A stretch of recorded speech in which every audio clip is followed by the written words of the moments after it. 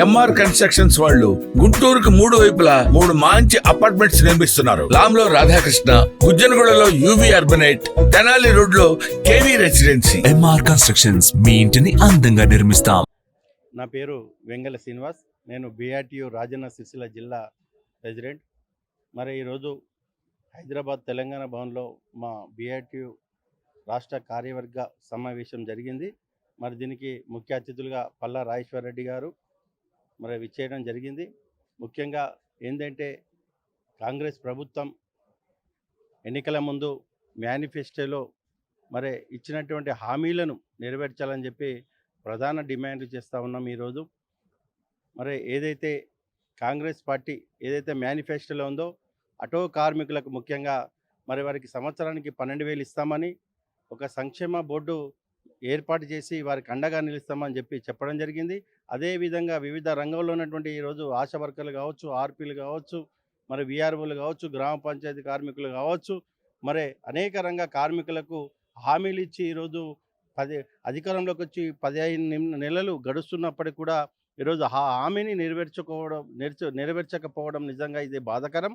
మరి ఈరోజు మా సిరిసిల్లలో చూసినట్టయితే మరి నేత కార్మికులు మరి నిరంతరం ఉపాధి కల్పించాల్సినటువంటి ప్రభుత్వం మరి వారికి మరి ఎన్నికల ముందు మరి నిరంతరం పని కల్పిస్తామని, 365 రోజులు పని కల్పించి ఆదుకుంటామని చెప్పి ఈరోజు వారికి పని లేకుండా చేసి మన దాదాపు 30 మంది మరి ఆత్మహత్యలు చేసుకోవడం జరిగింది నేత కార్మికులు. అయినా ఇంతవరకు కూడా వారికి ఉపాధి కల్పించి పని కల్పించినటువంటి పాపన పోలే. అదేవిధంగా ముఖ్యంగా తెలంగాణ ప్రాంతంలో మన గ్రామీణ స్థాయి నుంచి పట్టణాల వరకు మరి బీడీ కార్మికులు మరి ఆధారపడి జీవిస్తున్నటువంటి పరిశ్రమ ఏదైనా ఉందంటే అది బీడీ పరిశ్రమ. వారికి కూడా ఎందుకంటే మరి గతంలో మన కేసీఆర్ గారి యొక్క ప్రభుత్వం మన బీడీ కార్మికుల శ్రమను గుర్తించి వారికి జీవన భృతి 2,016 రూపాయలు ఇవ్వడం జరిగింది. మరి వారికి బీడీ కార్మికులకు ఆదుకుంటామని నెలకు 4,000 రూపాయలు ఇస్తామని చెప్పినటువంటి ఈ ప్రభుత్వం అది కూడా మరి మాట్లాడకపోవడం, విస్మరించడం అనేది చాలా సిగ్గుచేటుగా మేము భావిస్తూ ఉన్నాం.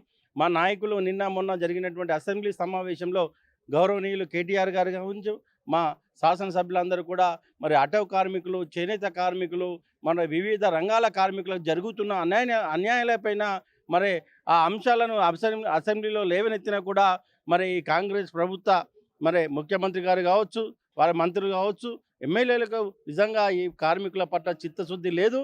మరి వారు గొంతెత్తి మాట్లాడినా కూడా మరి పట్టించుకోకపోవడం నిజంగా ఇది బాధాకరం అని చెప్పి కూడా నేను చెప్తా ఉన్నాం. మరి ఎన్నికల ముందు 420 హామీలు ఇచ్చి 6 గ్యారెంటీలు అని చెప్పి నిజంగా అది అరగొక గ్యారెంటీ కూడా అమలు చేయకపోవడం నిజంగా ఇది బాధాకరం. ఇప్పటికైనా మరి యావత్ కార్మిక వర్గానికి తెలంగాణ ప్రాంతంలో ఉన్నటువంటి మీరు ఇచ్చిన హామీలనే నెరవేర్చాలని చెప్పి మేము డిమాండ్ చేస్తూ ఉన్నాం.